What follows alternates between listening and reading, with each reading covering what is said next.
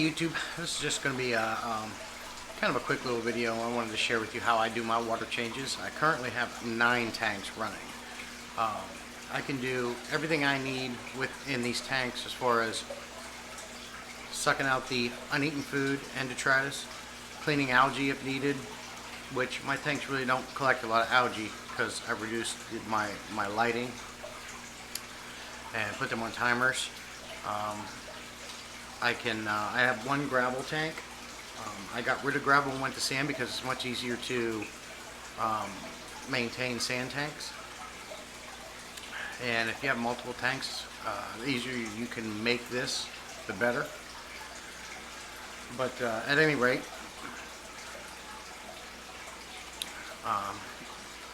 I can go around, I can do everything I need to do every 2 weeks. I do a water change every 2 weeks in my maintenance. All my parameters stay really good. I could probably go a month if I wanted to without doing a water change. I test my water weekly. My parameters are always really good. My nitrates are low. The nitrates don't really start climbing until that month mark. But I don't like to do any more than water changes. I don't like to go over 2 weeks because it's good for the fish. You get some fresh water in there. It makes them more active again. Once you hit anything over 2 weeks, they start getting lethargic. My fish do anyways. Might not be the case for everybody. But so what I do is, I'm just going to give you an example of what I do in this Oscar tank. Behind me, I always start with that one, and I always go from left to right around the room and do all my tanks. When you have multiple tanks and you're doing this thing, the best way is to create a process. Do it the same way every time, because once you do it the same way every time and repeat it, you get used to it, and you start getting quicker that way. The way I do this saves me a ton of money on my water bill, electric bill, and time. I can run 9 tanks and I can get all my maintenance. If I'm unbothered and uninterrupted, I can get all my tanks done within 2 hours. Up to 2 hours max with the process that I've created. And I'm just going to show you how I do it on my 1 tank, and just know that that's the same thing I do going around the room. Okay,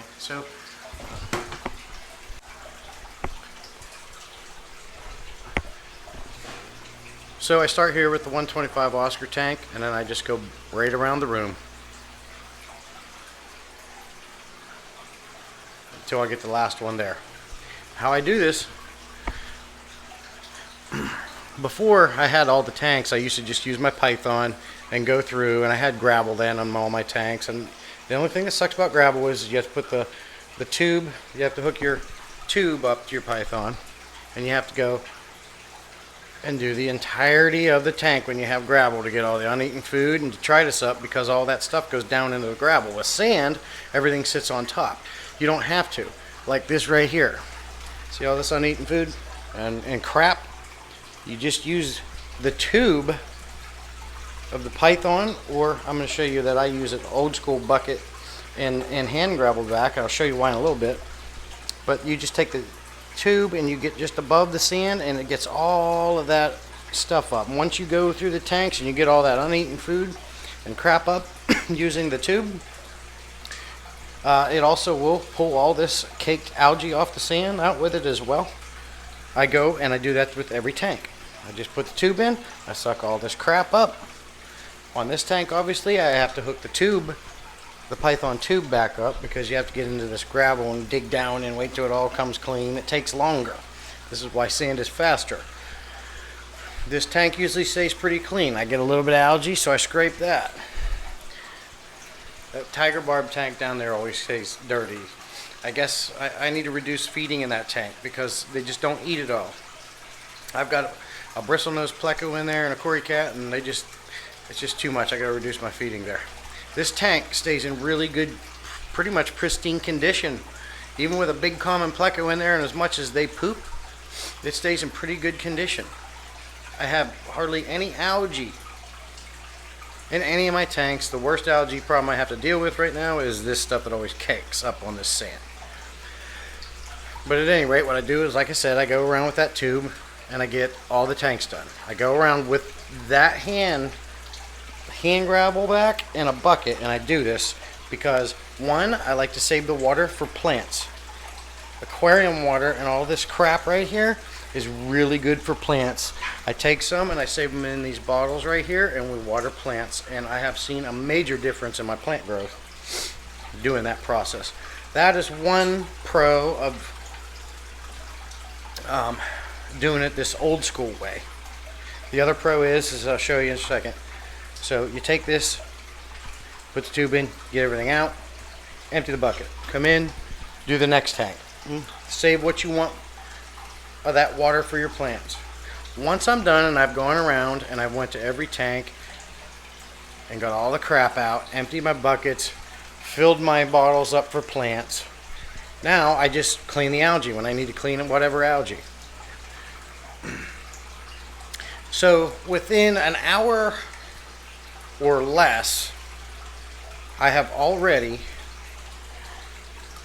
cleaned the tanks, cleaned the algae off. What is left to do? The water change.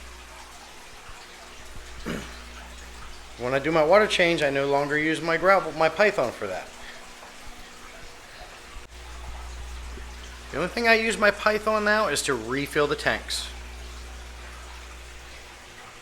And it goes back the hallway into the main bathroom because that is the only faucet I have that I can hook this Python up to. But by doing this method, only using the Python to fill the tanks, you save a ton of money. When I first started doing this in here at this house, I was having $90 water bills.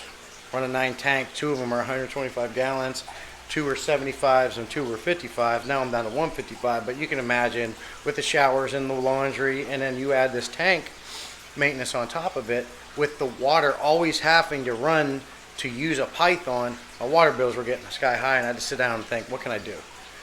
What can I do to reduce these water bills? So what did I do? Come over here, I went to Lowe's. I picked up a pond pump. That's how I drain my tanks now. And it goes right out the window. I made this little board with a hole in it to put the hose through, and you can see it out there, and that's where all the water is going to come out. Which is good for your bushes and plants out there, the grass. Although no, we're not talking about that. But at any rate, you get the idea. This thing drains the water much faster than the Python ever will, or ever could. And the Python is not running all the time, which takes the faucets being on and the water running. In order for a Python to work, it always has to be running. The water has to be running.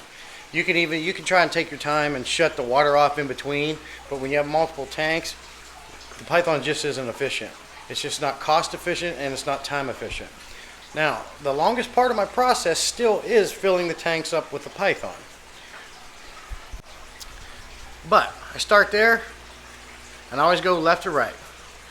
Clean up with the tube, with the bucket and hand gravel back on each tank. So on and so forth. Once everything's cleaned out, then I scrape all the algae if I need to. I don't need to scrape algae, just a little bit. So, like I said, in under an hour, I've got the tanks ready to go for just the water change. Then, you just put the pump in there, plug it in, suck the water down as far as you want it. I like to do 75% water changes because, I feed my fish once a day. And then I do 75% water changes every 2 weeks, and I do not have a problem with water parameters. The tank stays great, the fish are healthy, everything is good. I turn my heaters horizontal like this, not vertical or angled. I turn them completely horizontal and put them as low as I possibly can. Now they have been moved because these guys think they're toys and they move them all the time. But if you get them heaters down, turn them horizontal as close as you can to the sand, what that does is it makes it so you don't have to unplug the heaters when you're doing a water change.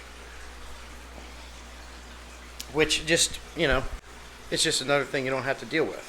Anything you can do to make this hobby easier, more efficient, it keeps it more fun for you and not a chore. And that's what my videos are mostly going to be geared toward. Things you can do to make it more efficient. Keep the hobby more fun so you can spend more time enjoying it I don't know why I'm a little distracted, but my FX4 just stopped on this Oscar tank, and I just serviced it and cleaned it yesterday. I don't know what's going on there. I don't know why that stopped. I'm going to have to check into that before I get started anyways. But, so yeah, I wanted to give you a little example of what that looked like real quick on this tank. And then, oh, it turned back on. It must be doing it. Oh, it does that. I forgot. Every so often, the Fluval FX4 and the FX series, FX6 canister filters, I forget how many hours it is, but I think it's like every 12 hours they'll stop to purge the air out of them, and then they'll start back up again. If you're not used to that, you're like, what the hell happened? So I'm just going to set this up right here.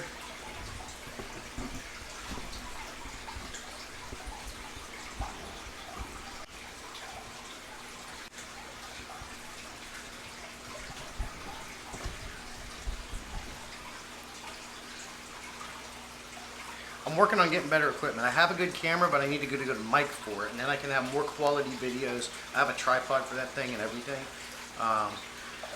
So, you know, I can get some better videos once I get a mic for it, but I got to make sure I get one that's compatible. Also, before I start, my Tiger Barb tank down here, if anybody has any suggestions to help me keep that tank clean, I mean, I know how to keep it clean. I got power heads running in here, which help a lot. And obviously I'm reducing feeding so you don't see so much sitting around. But as far as aesthetics, you know, how to make the tank look nice as far as an aquascape, if you will. You know, like that one works. This tank looks really nice with the greenery. No matter what I do, this one always looks like a dark dungeon. If anybody has any suggestions what I can do to spruce up my Tiger Barb tank, I sure appreciate it. Waters are going. You can just watch that water level drop.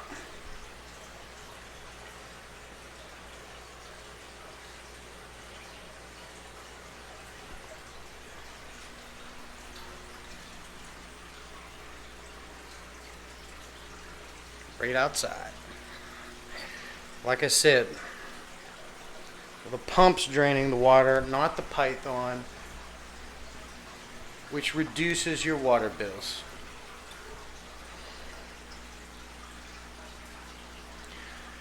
I'll let that water go down just above the heaters, which normally they're down closer to the substrate, like I said, but them guys moved them. They need something to play with. Big fish and two big fish in a 125 gallon tank, although 125 gallon is you know, totally fine for 2 Oscars. I know some people put more in. You can put as many fish as you want in the tank as long as you're willing to do water changes every day. Me, I don't want to do water changes every day. But I've got my tank set up to where I don't have to do that. I can do it every 2 weeks. But this is sucking water out a lot faster than the python ever would or ever could.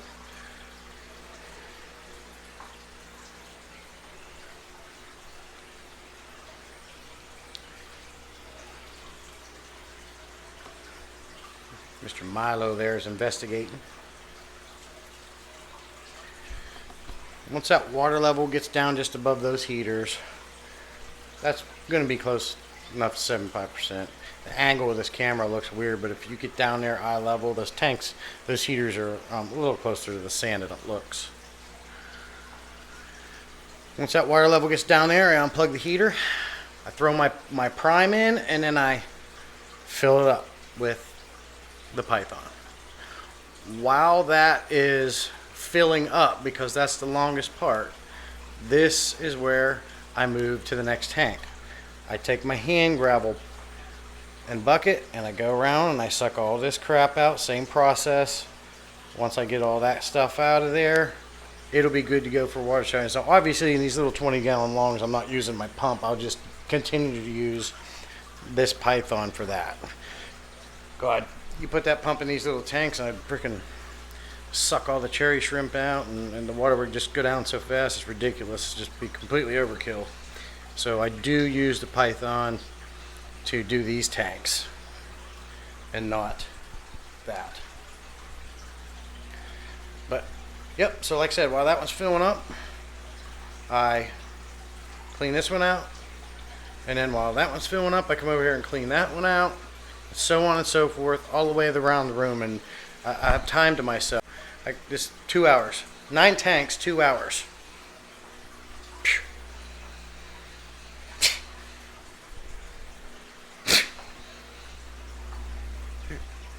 Who works that fast? Me. This guy. It's the way I work. It's the way I always work. Get it done. I don't mess around. Do I enjoy it while I'm doing it? Yes, but my main goal is to save money, be efficient, get it done so I can enjoy my fish, not make it a chore. I've got a lot of little tips and tricks like this I'll be sharing in different videos. Let me know if you like my process. If you don't, give me some ideas of things you would do different. Definitely like learning and getting input. I am by means no expert. I've been keeping fish for about 10 years. I've learned a lot. I've done a lot of research, talked to some people that are higher up in the hobby on their live streams and through their emails. I don't care how long you've been doing this hobby, you're always learning, you're always growing. They come out with new products every day. You got to test and try out and see if they make your life easier. Well, that water level is getting about down to them heaters. But at this point, I think you guys get the idea. I said it enough. So, I'm going to get to finishing my tanks. Till next video. Bye.